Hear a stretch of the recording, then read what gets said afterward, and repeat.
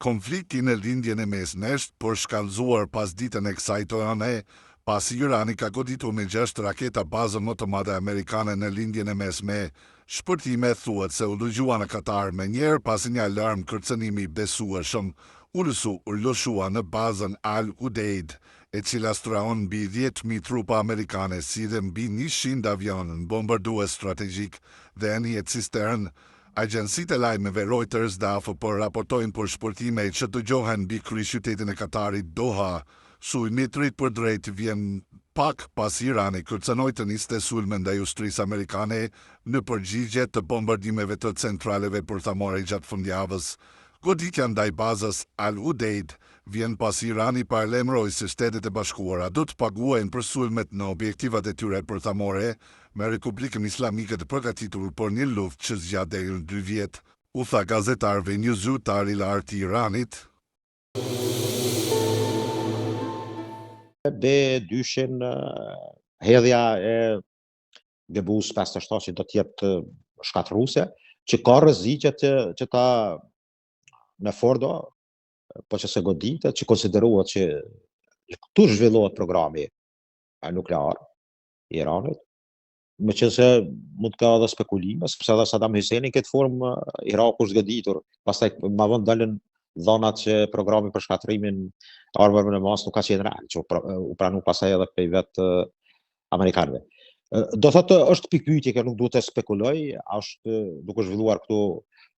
programi nuklear i bombës bërthamore, por ky impant apo ky central bërthamor është në sytë e goditjes që të bëhet, edhe pse në malet të Zogros, më fali, është do të thotë një tjetër central i cili në 4.400 metra lartësi mbijetare dhe këto varmale paraqesin në veri perëndim të Iranit kushti popullat kurte e banuar ekskluziv. Dhe këto varmale paraqesin, mund të them, atë arsenalin që mund ta ketë Irani. Por goditja aty dhe aeroplan bazëve të anijeve amerikane që u kanë afruar, do thotë pjesës mes detit arabik dhe oqeanit indian, janë të cilat, të them, Diego Garcia ka 3.900 kilometra nga pika e jugore e Iranit, sepse Irani mendon që ta godas Diego Garcia, po lartësia nuk ka perimetër dhe domet të tillë të cila mund të arrijnë Diego Garcia. Prandaj në këtë pikë mendoj që pastaj kemi atë trupat amerikane afër 50.000, 45.000-50.000 trupa që nga Kuwait, Iraku, Kuwait edhe pjesë tjera të Bahrajnit, Katarit, Emiratet e Bashkuara Arabe, Arabi Saudite dhe Sultanatit të Omanit. Kjo pjesë është e mbushur, mund të them, me pika amerikane të cilat do të goditen. Sigurisht është territor shumë i afër dhe Irani besohet që ka kapacitetet e tilla. Edhe pse janë shparda, një bazë duket ajrore në Katar është tërhequr, e fjalën teknologjia tyre, aviacioni i tyre, avionët, dhe mund të kem ngushtica e Hormuzit, do jetë pastaj ajo problematika që çmimet në naftë do të kapërcejnë, do thotë në shifrat e larta, sepse ekonomia botërore mund të psojë, sepse transporti dhe importet e tërë botës, po të thënë, lëvizin nga kjo ngushticë ose kanali i Hormuzit dikon mes 25-35%. Dhe mund të kemi një skenar të njëjtë të vitit 1973, kur ka qenë lufta Yom Kipurit, apo lufta e Ramazanit, ka koinciduar në muajin Ramazan, kur Izraeli është përgatitur të japet një goditje nga Egjipti, Siria, Jordania dhe Iraku, mirë po Izraeli para se ata të mendojnë ta godasin, ky ka pri parë dhe i ka goditur. Dhe në këtë rast Arabia Saudite ka vënë sanksionet ndaj Perëndimit, dhe ka qenë kriza që njihen që ata unë tipo si po unë kom qenë fëmijë atko, do thotë 4 vjeçare sa i bie. Dhe mendoj që këtë situatë të sotshme a ka mundësi brenda dy javori të ketë kontakte me Putin, Erdogan, Trump, Xi Jinping, do thotë janë 4 faktorë. Do shohemi, ka shpresa, sepse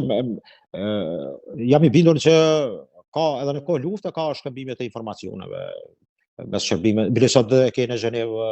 takimin që bëhet për programin bërtamor me disa shtete evropiane, Francë, Gjermani, Angli, Itali, me sa duket, dhe përfaqësuesit iranian, me siguri ambasadorit iranian e Zvicër në Gjenevë dhe ka bisedime të tilla, por mendoj që janë të kota pa dhonizë amerikanët, pa arritjen e marrëveshje me amerikanët është ndoshta mund të kenë edhe amerikanët do një kanal diplomatik përmes ambasadës iraniane ose një të tretë që bën komunikimin e në këtë ndërlidhje për të arritur një qetësim të paqes e cila duket se është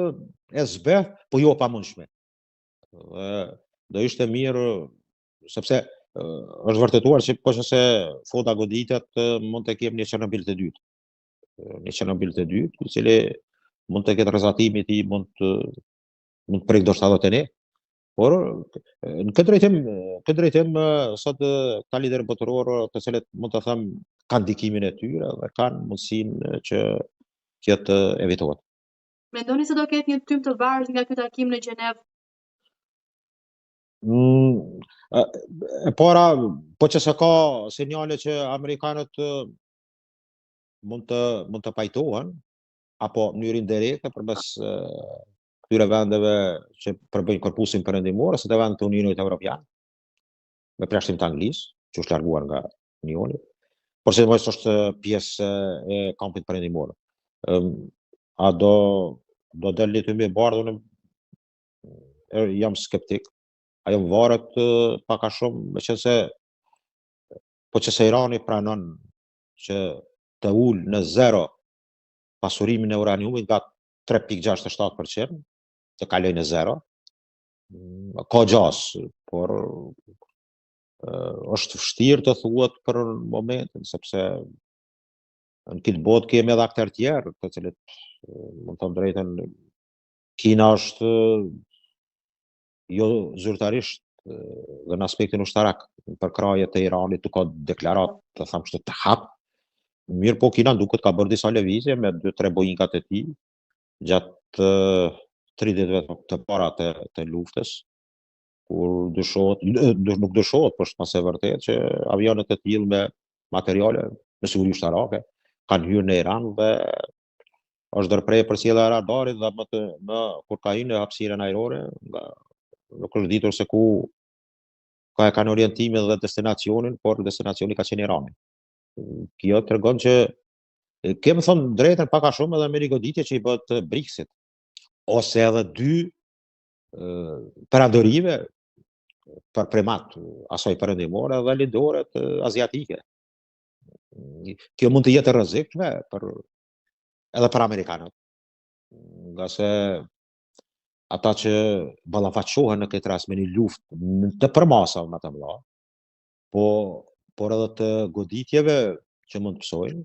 atëherë kinezët është një test i mirë për ta, dhe është, mund të them, e favorshme. Por prapë mendoj që nuk the kokën për Iranin as Rusia as Kina, por mund të përdoret për dobësimin e kundërshtarit e tyre, siç janë në këtë rast amerikanët. Mendoj që ka dhe pak kjo luftë, unë kam një tekst të shkruar atje pse lufta Izrael-Iran janë çështja, mund të them, e gjithë asaj të gazsjellsve dhe të rrugës së shkëmbimit të mallrave nga India për të arritur të larguar ngushticën e Hormuzit, për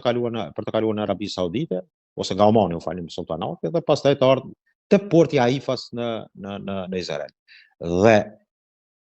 ruta e dytë është ajo me ndofshit kinez dhe deri te Turqia,